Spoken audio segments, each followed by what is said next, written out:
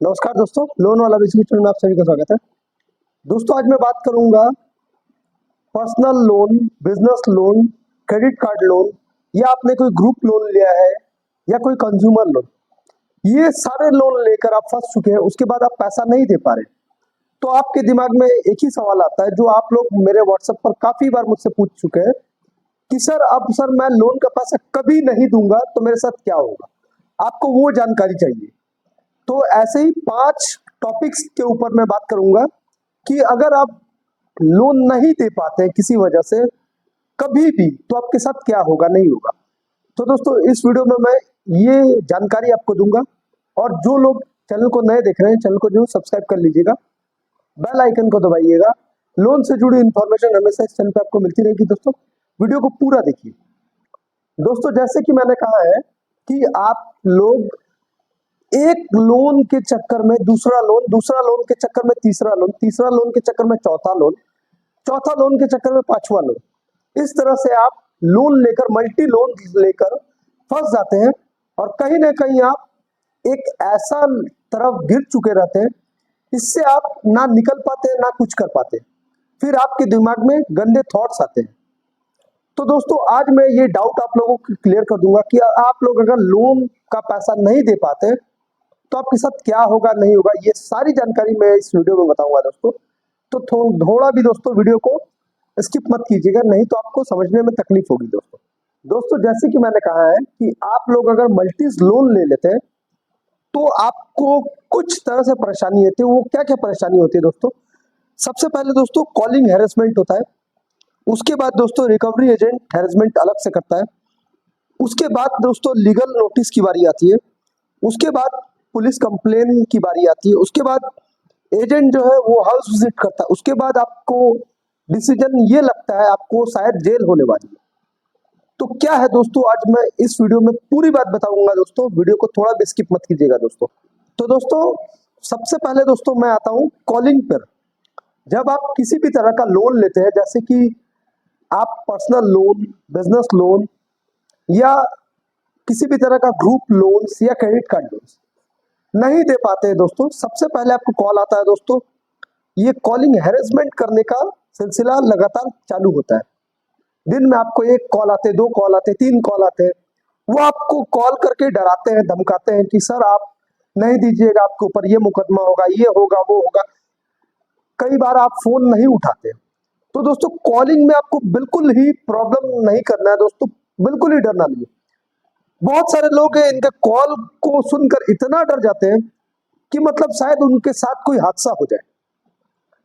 ये बस उनका एक डेली का, आप जैसे काम करते हैं वैसे ही वो भी एक काम करते हैं। तो इनका ये डराने का काम है। ये डराकर वो आपको पैसे ऐंठने की कोशिश करते हैं, जो आपके पास पैसे है नहीं। मतलब आपने लोन लिया है, अब आपके पास लोन का पैसा नहीं है, इसलिए वो आपको डराकर पैसा निकालने की फिराक में रहते हैं। तो दोस्तों, अगर पैसा नहीं है तो मत दीजिए, है तो दोस्तों जल्द से जल्द दे दीजिए। इससे आपका सिबिल भी बरकरार रहेगा, इन फ्यूचर में आपको लोन मिलेगा। फर्स्ट दोस्तों, कॉलिंग हैरेसमेंट करते हैं। दूसरे नंबर पर दोस्तों, अगर इसके बाद भी, अगर कॉलिंग के बाद भी अगर कुछ नहीं होता तो रिकवरी एजेंट आते हैं। जो रिकवरी एजेंट आते हैं आपके पास, वो सचमुच के क्या रिकवरी एजेंट रहते हैं दोस्तों? बिल्कुल नहीं। जो रिकवरी एजेंट आपके पास आते हैं ना दोस्तों, बस आपको उनसे कुछ सवाल पूछना है। ये सवाल ये है कि आप मेरे घर पर जो आ रहे हैं, बैंक्स के द्वारा आपके पास हाउस विजिट लेटर है? नहीं है। आपके पास डीआरए सर्टिफिकेट है? नहीं है।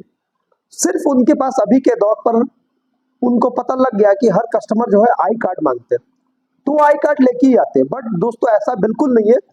ये 3 चीज होना रिकवरी एजेंट के पास अनिवार्य है, उनको रहना ही चाहिए दोस्तों। अगर नहीं है तो बिल्कुल बात मत कीजिए। उसके बाद वो क्या करेंगे, वो आपको फोन पे बात करने की बात करेंगे। वो आपको जो है फोन पर कहने की बात करेंगे, मतलब उनके कोई सीनियर एग्जीक्यूटिव है या उनके सीनियर बॉस है, वो आपको बस एक डराने की प्रक्रिया रहती है। वो ऐसे करके आपको डराएंगे कि डराकर वो पैसा ऐंठ ले। अब क्या होता है, रिकवरी एजेंट जो भी जाता है दोस्तों, वो रिकवरी एजेंट नहीं रहता है, बल्कि आज के समय में वो एक कमीशन बेस पर काम करते हैं।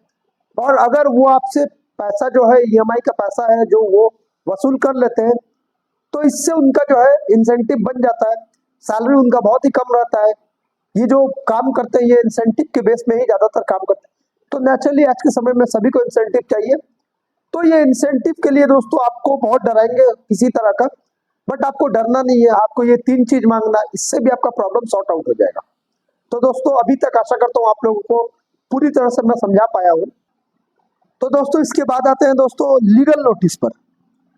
लीगल नोटिस, अब वो कॉलिंग हैरेसमेंट हो गया, आप उसका रिप्लाई ठीक से नहीं दे रहे, रिकवरी एजेंट भी आ गए हैं, उसको भी आप बता दिए, जो करना आप कीजिए कोर्ट के माध्यम से।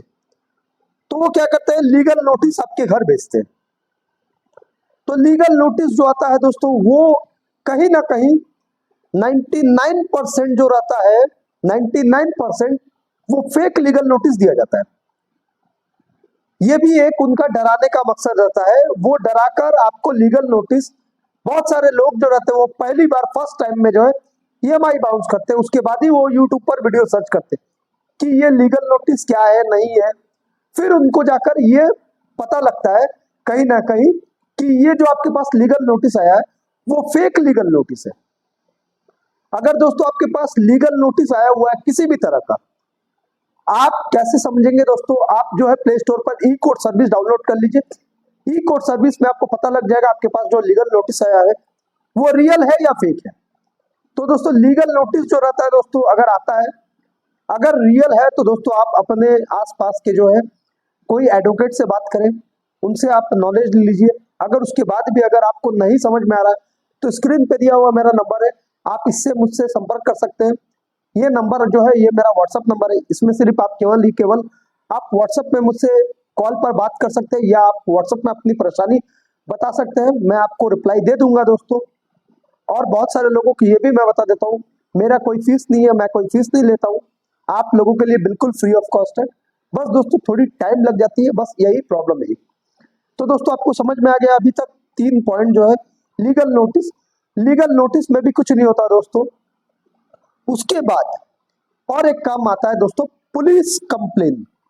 बहुत सारे लोग जो है लोन लेते हैं, उनको जो डायरेक्ट पुलिस का फोन आ जाता है। तो ये किस हद तक सच है दोस्तों? दोस्तों ये बिल्कुल ही गलत बात है। अगर आपने लोन लिया है तो इसमें पुलिस का कोई रोल नहीं है, पुलिस एफआईआर नहीं दर्ज कर सकती है। ये जब पुलिस का आपको, जब पुलिस आपके घर कब आएगी दोस्तों, जब कोर्ट की तरफ से संबंध निकलेगा, आपको कोर्ट की तरफ से लोकल पुलिस स्टेशन को इन्फॉर्म किया जाएगा, उसके बाद ही आपके पास जो है पुलिस आ सकती है दोस्तों। पुलिस का जो रोल होता है दोस्तों इसमें ना के बराबर होता है। जब आपका अमाउंट काफी भारी भरकम होता है उसके बाद भी दोस्तों जो है पुलिस का फोन आता है या पुलिस का कंप्लेन, ये पुलिस वाली बात दोस्तों ये बिल्कुल ही फेक रहती है। 99% केस में जो है रिकवरी एजेंट खुद ब खुद ही पुलिस बन जाते हैं और आपको डराते हैं। ये डराने का मकसद एक ही रहता है कि कहीं ना कहीं किसी तरह से वो आपसे पैसे ऐंठ ले, यानी कि जो आपको लोन दिया गया था वो अमाउंट आपसे ले लिया जाए, आपको डर दिखाकर या किसी भी तरह से, बस यही रहता है। इसीलिए पुलिस का कंप्लेन कि या पुलिस आपको फोन करती है, आपको जब पुलिस फोन करती है तो आपको ये सिर्फ करना है दोस्तों, आपको पुलिस फोन करती है तो आपको बताना है कि आप सर आपका नाम क्या है, आप सर मुझे वीडियो कॉल कीजिए, वीडियो कॉल में देखिए दोस्तों। उसके बाद आप जो है वो वीडियो कॉल नहीं करते हैं तो उनको आप उनका अपना आईडी कार्ड भेजने बोलिए, या किसी भी तरह का अगर नहीं करते तो दोस्तों वो लोकल पुलिस स्टेशन से आप बोलिए कि मैं खड़ा हूं और आप आइए मुझसे मिलिए, ये आप बताइए। फिर आपको समझ में आ जाएगा कि वो जो पुलिस का फोन है वो फेक है, वो खुद रिकवरी एजेंट खुद करते हैं ये सब दोस्तों। इसके बाद दोस्तों अभी तक दोस्तों मैंने 4 पॉइंट बताया, 4 पॉइंट आपको अच्छी तरह से समझ में आ गया है। इसके बाद दोस्तों आते हैं एजेंट जो घर विजिट करने के लिए बोलते हैं या केस फाइल आपके ऊपर होता है।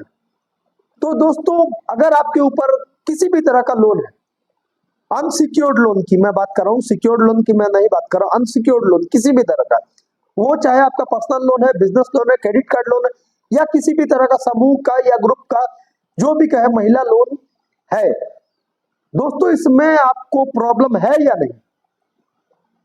लीगल नोटिस आना मतलब ये नहीं है दोस्तों कि आपको पुलिस अरेस्ट करके ले जाएगी या आपको जो है कोर्ट में आपको सुनवाई नहीं होगी, ये आपकी गलत सोच है।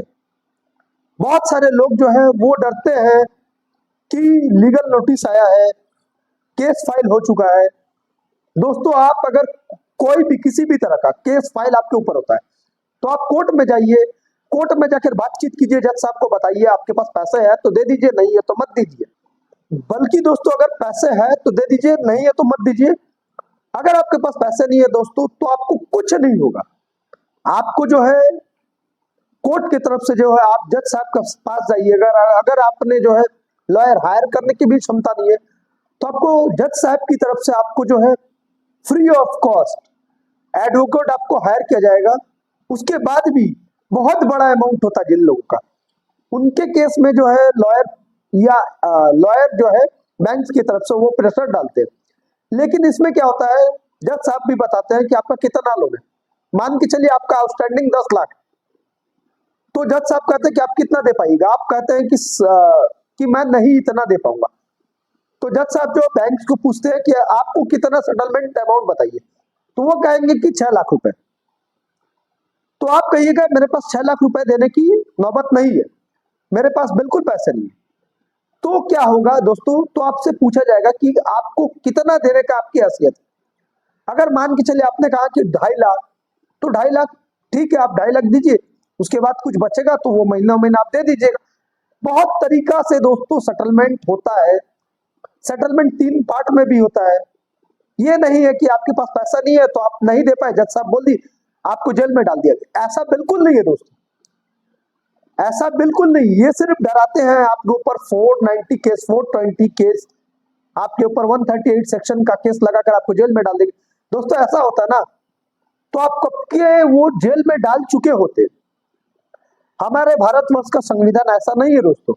आपने कोई क्रिमिनल एक्ट, क्रिमिनल गतिविधि नहीं की है, ये कोई क्रिमिनल एक्ट नहीं है दोस्तों, ये एक सिविल एक्ट है। आप ईएमआई नहीं दे रहे, इट इज अ मिस्टेक, ये एक मिस्टेक है, इसको सुधारी जा सकती है। अगर दोस्तों पैसा है तो दे दीजिए, नहीं है तो मत दीजिए दोस्तों। ये सिर्फ डराएंगे धमकाएंगे। पैसा नहीं है दोस्तों, कुछ नहीं हो सकता दोस्तों। अगर उसके बाद भी कोई समस्या है तो दोस्तों आप मुझसे संपर्क कीजिए।